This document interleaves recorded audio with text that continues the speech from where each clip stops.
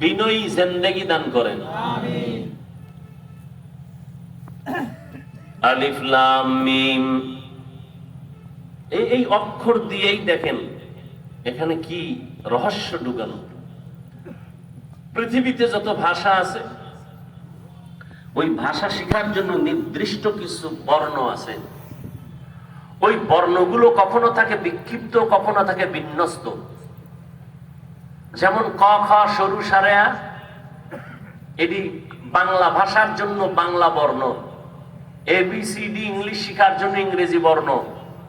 উর্দু, হিন্দি, ফার্সি শিখার জন্য ওখানে কিছু বর্ণ আছে। আলিফ বা এর পরে পে, 3 নক্তা নিচে দেওয়া, তে আছে, জে আছে, গাফ আছে। এগুলো না চিনলে সে ফার্সি বলতে পারবে, ভাষা চিনবে না। কোরআন শিখার জন্য আরবির জন্য 29টা অক্ষর আছে, আলিফ বা তা থা ইয়া পর্যন্ত। এই অক্ষরগুলো কখনো থাকে বিন্যস্ত, কখনো বিক্ষিপ্ত। সরোয়া সরেয়া, ক খ গ গ এগুলো বিন্যস্ত। ক ল ম বিক্ষিপ্ত। আলিফ বা তা সা বিন্যস্ত। আলিফ লাম মিম বিক্ষিপ্ত। আলিফ লাম র বিক্ষিপ্ত। বর্ণকে তাফসীরের ভাষায় মুফাসসিরিনে কেরাম বলেন এগুলোকে হুরুফে মুকাত্তাআত বলা হয়। বাংলা অর্থ কি? আরবি বিক্ষিপ্ত বর্ণমালা। এবার শুনেন এই অক্ষরগুলো যে আল্লাহ কোরআনের আরো অনেক জায়গায় দিয়েছেন। হামিম, কাফ হা ইয়া আইন সাদ, নুন, তাহা, ইয়াসিন, আলিফ লাম রা। আছে না নাই? প্রথম কথা হলো এই অক্ষরগুলোর কোনো অর্থ নাই। সমস্ত মুফাসসিরিনে কেরাম তাফসীর লিখতে গিয়া, তরজমা তাফসীর যখন লেখছেন, নিচে নিচে লেখছেন আলিফ লামের নিচে লেখছেন আল্লাহু আ'লামু বিমুরাদিহি বিযালিক। আমি যত বড় ইমাম ফখরুদ্দিন রাজি হই না কেন, আমি যত বড় মুফাসসির হই না কেন, আমি আলিফ লাম মিমের তরজমা জানি না, রহস্য জানি না। এ বিষয়ে আল্লাহ ভালো জানেন। আমি কি জানি? সামনের থেকে বলতেছি যালিকাল কিতাবু লা রাইবা ফি, এটা এমন একটা কিতাব যার মধ্যে কোনো সন্দেহ নাই। আলিফ লামের তরজমা বাদ দিছে কেন আমি জানি না। মুফাসসিরিনে কেরাম এখান থেকে কিছু নোক্তা বের করেছেন, রহস্য উদ্ঘাটন করেছেন। আল্লাহ অক্ষর দিলেন, এই অক্ষরগুলো দিয়া কি বুঝাইলেন? যে অক্ষরের কোনো অর্থ নাই কেন দিলেন? অর্থহীন অক্ষর কেন দিলেন? সব মুফাসসিরিনে কেরাম এই অক্ষরগুলোর ব্যাপারে বলেন আল্লাহ ভালো জানেন, আমরা কেউ জানি না। এর রহস্য কি? আল্লাহ দিলেন কেন?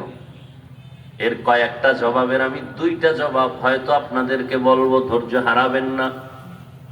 1 নাম্বার জবাব, প্রশ্ন কি? অর্থ ছাড়া অক্ষর দিলেন কেন? আলিফ লাম মিমের অর্থ নাই, আলিফ লাম রা অর্থ নাই, আল্লাহ দিলেন কেন? কোরআন শরীফ তো এত দামি কিতাব, যেটা দেখলেই সওয়াব, ধরলেই সওয়াব, পড়লেও সওয়াব, জানলেও সওয়াব। এত দামি একটা কিতাব, জমিনের মধ্যে দ্বিতীয় কোনো আর কিতাব নাই। এ কোরআনের সাথে তুলনা দেওয়ার মতো কোনো কিতাব নাই। জমিনে সব লেখকের লেখার মধ্যে ভুল আছে, আল্লাহর দেওয়া কিতাব কোরআনে কোনো ভুল নাই। এমন একটা দামি কিতাব, যদি বান্দা এই অক্ষরগুলো কোরআনের একটা হরফ নামাজের মধ্যে দাঁড়ায় পড়ে, 100 নেক আল্লাহ দান করেন এক একটা অক্ষরের বিনিময়ে। বসে বসে যখন পড়বেন তখন 50টা নেক আল্লাহ দান করবেন। এত সুন্দর দামি কোরআন, এই কোরআনের ভেতরে আল্লাহ কেন অর্থহীন অক্ষর দিলেন? এমন অক্ষর কেন দিলেন যেগুলোর অর্থ নাই? 1 নাম্বার জবাব, আল্লাহ তাআলা গোটা দুনিয়ার মুমিনের ঈমানটারে পরীক্ষা করলেন এই অক্ষর দিয়া। ও মুমিন, তোমার জীবনের পাথেও দিলাম কোরআন, এখন তুমি কি আমার কোরআনটা পুরা মানবা নাকি পুরাটা মানবা না? বুঝলে মানবা নাকি বুঝলে মানবা না? এখানে তোমার পরীক্ষা।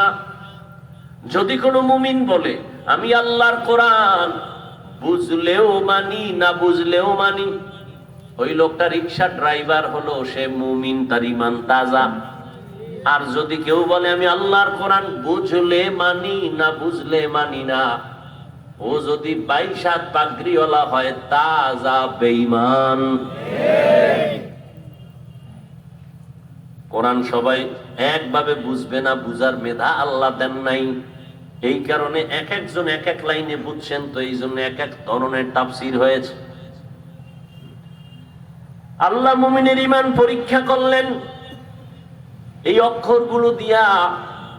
ও বান্দা, তুমি এতই বুঝো, এতই জানো, তাহলে কোরআনের মধ্যে যে অক্ষরগুলো আছে তুমি বুঝোনি, কিছু কয় না। আমাদের তাফসীর কারকরা বুঝেন না, আমি কি বুঝবো? কয় মাননি, কাহা মানি, ঈমান ঠিক আছে। আর যদি কও না আমি অর্থ না জানলে মানি না, না বুঝলে মানি না, তোমার ঈমান শেষ। ঈমান কি শেষ। দ্বিতীয় জবাব,